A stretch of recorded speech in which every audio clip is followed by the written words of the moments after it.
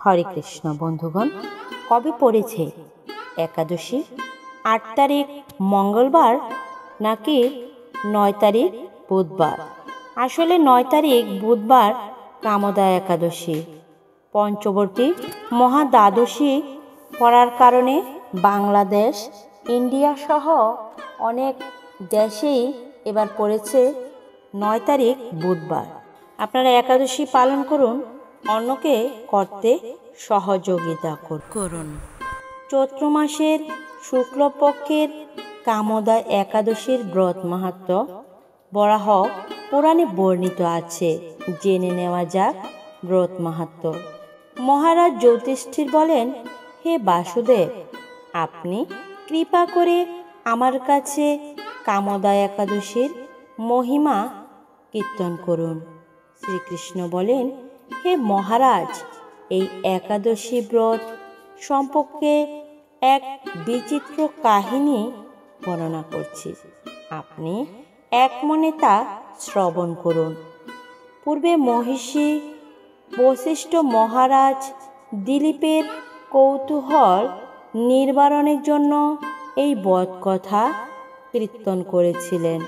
ঋষি বশিষ্ঠ বললেন, হে মহারাজ, কামদা একাদশী তিথি পাপনাশক ও পুণ্যদায়িনী।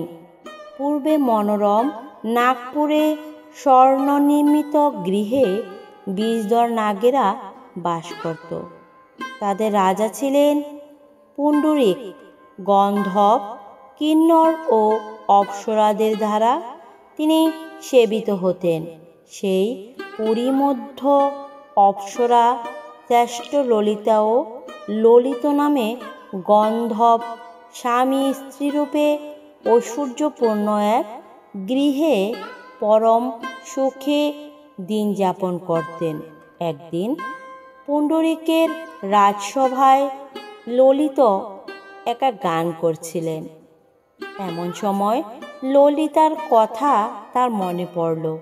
ফলে সঙ্গীতের স্বর, লয়, তাল মানের বিপর্যয় ঘটল। কর্কটক নামে এক নাগ ললিতের মনের ভাব বুঝতে পারল। বিষয়টি সে পুণ্ডরিক রাজার কাছে জানান। তা শুনে সর্পরাজ ক্রোধ ভরে কামাতুর ললিতকে অভিশাপ দেন, রে দুর্মতি, তুমি রাক্ষস হও। সঙ্গে সঙ্গে ললিত ভয়ঙ্কর রাক্ষস সমৃদ্ধি ধারণ করলেন। তার হাত 10 যোজন বিস্তৃত, মুখ গ্রহাতুল্য, চোখ প্রজ্বলিত আগুনের মতো প্রকাণ্ড এক শরীর তিনি লাভ করলেন। ললিতের এরকম ভয়ঙ্কর রাক্ষস শরীর দেখে ললিতা মহা দুঃখে চিন্তায় ব্যাকুল হলেন। স্বেচ্ছাচারী রাক্ষস ললিত দুর্গম বনে ভ্রমণ করতে লাগলো। ললিতা কিন্তু তার সঙ্গ ত্যাগ করলেন না। ললিত নির্দয়ভাবে মানুষ ভক্ষণ করত।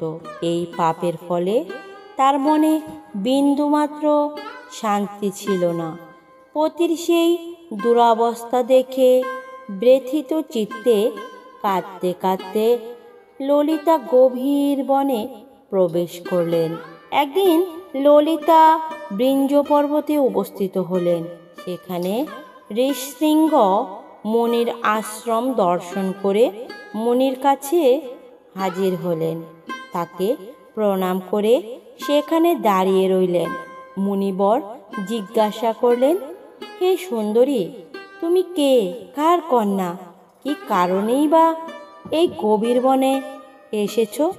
উত্তরে ললিতা বললেন, হে প্রভু, আমি বীরকন্যা গন্ধর্বের কন্যা। আমার পতির পিশাচত্ব দূর হয় এমন কোনো উপায় জানবার জন্য এখানে এসেছি। তখনই ঋষি বললেন, চৈত্র মাসের শুক্লপক্ষে কামদা নামে যে একাদশী আছে, তুমি সেই ব্রত যথাবিধি পালন করো।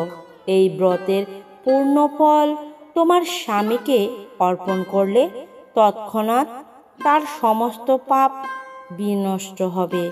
মুনির কথা শুনে ললিতা আনন্দ সহকারে কামদা একাদশী পালন করলেন।